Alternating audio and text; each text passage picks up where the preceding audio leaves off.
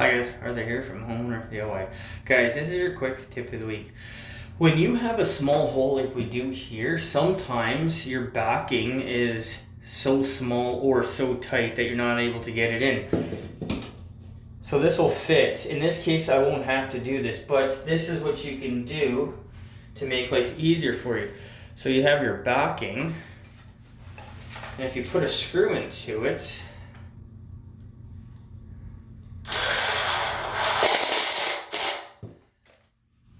you now have yourself a handle where you can hold the backing without actually physically holding it like this, and then slide it into the wall.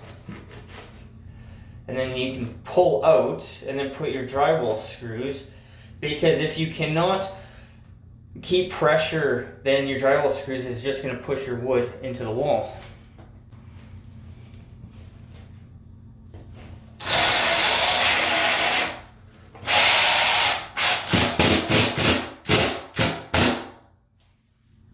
Just like that. I almost couldn't get the screw to stick into the plywood.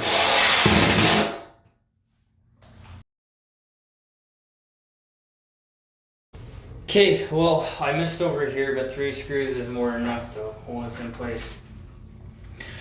Guys, if you need to get backing inside the wall and it's too tight like here to get my fingers into it, put a screw in the middle.